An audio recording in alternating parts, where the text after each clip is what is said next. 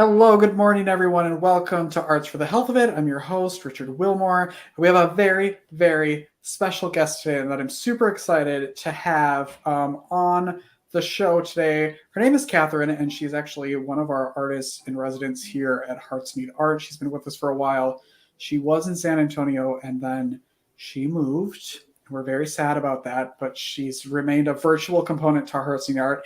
And the exciting news is she's now our new co-host here on the show. So I wanted to bring her on today and have her teach me something because although I work for an arts and health organization, no one said I was artistic. So I'm going to bring Catherine out here and introduce you to her. So hi, Catherine. Hi, Richard. How are you? I'm good. It's good to see you. You too. Can you tell everybody a little bit about yourself and your history with the arts? Sure. So I am a military spouse, hence the recent move. And I am mainly a painter. So I studied painting and drawing at University of North Florida back in the day. And during that time, I did an internship with an arts and health organization called Art with a Heart. Yes, we love them. Yes, and I worked mainly in their pediatric oncology unit. After that, I graduated from college. I taught elementary school art for a couple of years. I've done a lot of different things in between then and now. Like a true artist. Yes, but it gives you range, right? Mm-hmm. So, but I feel like part of what I've always felt drawn to is that connection between art and service. That has always made me feel really connected to art making when you can share it with somebody else in a meaningful way. So I thankfully got to work with you guys as an artist in residence in San Antonio. And I was working with adult and young adult oncology patients there. So very lucky to have you in person when we had you and now virtual. yes. And I'm very happy that you agreed to come co-host the podcast with me because I think you bring years of experience and you're very smart and you're very talented and you'll ask a bunch of questions that I would never think of. So I'm glad Thank you're you. here. We're doing some art today during the episode. Yes. So what supplies will people need to do this project, this thing? Project. Yes, I don't even know what we're doing. I think that's why I don't know what to call it. Oh, that's okay. So I'll tell you about the project and then what materials you'll need. So this, I call this project Messes and Marks because we're kind of starting with something messy and random, and then we're moving into making some more deliberate marks along your paper. And for me, these are kind of landscape inspired, but it might not be that for you. It might look like something totally different. So I used watercolors for this. We also have tempera paint here today. You may have seen. If you make a mistake and you get tempera paint instead of watercolor paint as instructed by Catherine, you change the project. It's all good. So okay, good. Watercolors or tempera paint, if that's what you have, you will need some brushes, water, and you also need a spray bottle. And paper. Did we say paper? Well, we did now. Yes. Okay. Paper. Perfect. So that's it. It's all stuff that you can get at the dollar store or at the grocery store while you're there, correct? Yes. And if you don't have a spray bottle, you could really just dip your fingers in some water and splatter it onto your paper. Yes. Okay, yeah. Cool. So we're going to give everyone a minute to go get the supplies if you're listening at home, not if you're driving. Don't stop and look around your car. We're going to take a break and go get the supplies. And if you already have the supplies and they're handy, then you can subscribe to us on YouTube and all of the things to keep watching us every week. So we're going to take a break and then we'll come back and make this little landscape / whatever you think it's going to be. Whether you consider yourself a musician or not, music is all around us, and it affects our everyday lives. Whether it's background music influencing our shopping habits in a store, organ music adding the vibe to a baseball game, or a playlist convincing us to keep going on that last mile of a run. I'm Mindy Peterson, host of the podcast Enhance Life with Music, where we take a holistic look at the power of music in our everyday lives through the lens of science and health, sports and entertainment, business, and education. You can find me and Enhance Life with Music at mpetersonmusic.com/podcast or wherever you get your audio. Unleash the power of music. Medical professionals are burning out at an alarming rate. Burnout can cause health workers to feel hopeless, trapped, helpless, worthless, depressed, sleepless, and tired. By joining the Hearts Need Art Gratitude Grams program, medical staff receive a personalized email and video from a musician, an artist, or writer once a week that includes a message of thanks, an encouraging song, uplifting poem, or a simple art activity. After watching their gratitude gram, participants report feeling more hopeful, empowered, energized, and appreciated. If you are or know a healthcare worker that would like to receive free gratitude grams, please visit heartsneedart.org. All right, we are back with Catherine, artist extraordinaire, a new co-host of Arts for the Health of It. All right, Catherine, is that okay also if while we're doing this, I ask you questions? Because I have lots of questions for you. Yes, I will do my best. See if we can multitask during this. So what's step number 1 here? Okay, so you'll want to take your piece of paper. I'm working on, this is like a quarter size sheet just for the sake of time, but you can work as small or as large as you like. So you're going to take your water bottle and you're going to do like a sweeping spray across your page, something like that. If you get too much water, you can always dab it off. Oh, this is a brand new water bottle. I don't even know if it's, oh goodness. Oh, okay, I did take a few tries. Okay, so then you're going to, we'll use tempera paint, Richard, because that's what you have. So sorry. It's okay. You're going to wet your brush. So get some water on it. What kind of brush?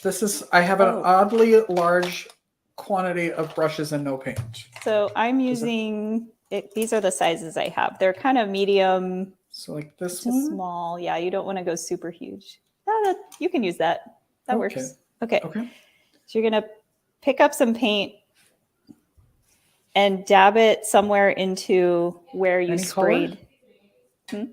Any color? Any color. Whatever speaks to you today. What color are you picking? This is like a magenta, or maybe it's fuchsia. And I'm dabbing it into where I sprayed on my paper. And what starts to happen is the pigment starts to go wherever the water spray. I feel like I didn't spray enough. Yeah, maybe spray it again. How's that? There we go. So you're just kind of letting your materials take over a little bit here. You can use one color, or if you want to add. Oh, I want to add a second color, you can. When did you start art? Like, when did you fall in love with the arts? I probably kindergarten. Really? I just I remember that I always loved to draw, and I was lucky to have some really great art teachers growing up who I think they loved what they did. And so I feel like that makes a difference. That made a difference too. It made me want to do it more. Do you remember like one of the first things you did? I do. It was this drawing of a circus lion and it got entered into an art contest and won a prize. Excuse me. So that's probably why I remember it. But hey, that looks really good. What was the prize? Do you remember? It was just like this gold, like a medal that had a palette imprinted on it. Yeah. They went all fancy. out. I know. That's nice. Okay, so Richard, if you're listening and you're not watching yet, Richard's has this beautiful blue and then some yellows and oranges, right? I mean, I used blue and orange. Okay, so it's kind of, the pigment has just kind of moved into those, they, to me, look like veins, like little veins of water across the page. So you could let this dry for a little bit and do another one. But for the sake of time, what you would do next is take, and maybe it's a little bit smaller of a brush, if you have one. Yep. And you can look at your kind of this blob thing and just consider if it reminds you of anything, like maybe something you've seen in nature or a place that you've been. And then you can go in with another color or the same colors you've already used. And you just start to add some more deliberate marks around this. So I'm just going to go around the perimeter to start. What are you seeing in yours? I'm curious. This to me, yeah. So to me, this looks kind of like maybe a coral reef. That's what it reminds me of. What about you? I don't know yet. And you might not be sure. Yeah, you might not be sure, and you can. You don't. I feel have like I want know. to add more color to see what comes out. So what color are you going to add? I'm going to add green. Let's see what happens. Catherine, can you talk a little bit about your time in spending with patients in the hospital here when you were with Hearts Need Art here in San Antonio? Like how you got involved, how you found out, and then what it was like going into the rooms and what you came across while you were working with patients. Sure. So I got involved. I heard about Hearts Need Art through a friend. There was a job posting and she knew that I was a painter. And so she messaged me and just said, hey, can you do this? Do you do this type of work? So that's how I heard about Hearts Need Art. When I started, what was the other question? What it was like going into the hospital? Yeah, and kind of what your experience was like, and the types of people that you were coming across, because not everybody has access to the arts while they're in a hospital, and suddenly this artist shows up with all of this stuff, and you can get many different reactions from that. Yes. From that introduction. So, what were you finding? Yeah. So a few things. Sometimes, you offer to do art with somebody and it's just a hard no. And that's okay, because I remember Stanzi saying, sometimes that's the only opportunity that somebody has to say no that day. Yeah. And that can be very empowering to them. Other times people would say no, but then they would want to talk for a while they would tell me about the art they had in their house. So they would say, I'm not an artist, but I collect art, or my friend is an artist. And so it was interesting to hear how in some way, I feel like everyone had some kind of connection to art in their life, even if they weren't in the practice of making it. And then I had a few interactions with patients where we're lucky to get to do window paintings for some of our patients. And so you can have conversation with them while you're working on this window painting. And there was one patient that said she didn't want to paint, but by the end of our time together, I offered for her to paint part of her window and she agreed to do that. And it was fun to see her get so, like, she was hesitant, but then once she started painting, she said, oh, this isn't so hard. And right. And I think that's kind of the point, right? Is that I think we have some just ideas in our head that you have to be good at art in order to do it, or you have to have had formal training. And I think one of the great things about Hearts Need Art is it's just offering people a chance to try without any judgment or expectation. And it just gives you a chance to try it, to mess up, to make a mess. Yeah, to make a Like- mess. Hence these little messes we're making. Yeah, exactly. What do you say to people who then like the people who say, I'm not an artist, I don't want to do that? What's your response to people? Because I 100% was that person who was like, I can't go to an art class with Hearts Need Art. Like, I'm not an artist. How would I do that? You mean, what would I say to patients? Yeah. That said that.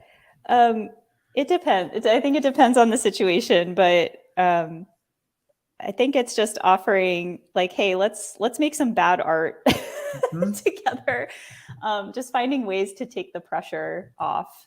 And if that wasn't an option, then I would offer to make something for them. And interestingly enough, they would end up wanting something made for somebody else. So I feel like that's another way to maybe approach art making if you're afraid of doing it, or you don't think you're good enough to do it, is maybe make something for someone else. Even like a handmade card can just be such a simple gesture where you're engaging yourself creatively, but it's maybe not so much about you. It's about somebody else that you care about. Yeah. I mean, you bring that up and you think of when we were kids and all of the artwork we would bring back for our parents from school. Like, we were never making it for ourselves. We were making it for other people. And that, like, one kind of takes the pressure off. Maybe. Yes. Maybe it gives you more pressure because now you have to give it to someone. But it's not even about, like, making art to be hung up on a wall.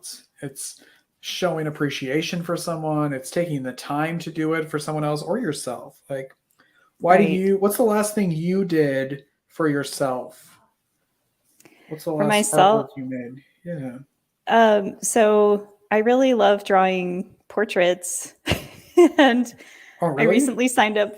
Yeah, I recently signed up for a portrait class because I just felt like I need some direction. And so the most recent thing I've done is just to make sure I sit down and spend, even if it's a quick sketch, like just spend a few minutes putting in the time, like putting in the reps to just stay in the practice of it. And then if it's not that, then usually a daily practice is that I'm drawing with my 6-year-old with whatever's around. So it's usually markers or crayons. Yeah. Didn't you sign up for one of our other podcast guests? Yes, Tony. His name's Tony Swaby. Yeah. I'm not sure if I'm pronouncing it right. And yeah, I'm really excited to try that, and to just you kind of have to let go of what you know and just show up. Yeah. Or let go that you don't know something. Look at your painting, Richard. I'm not turning into anything I think that I'm supposed to be doing, but I'm having a really good time just watching the colors blend into one another and listen to you. And it's just like watching all the different, like the way the pink can be really dark and then the way it spreads and like becomes diluted with water.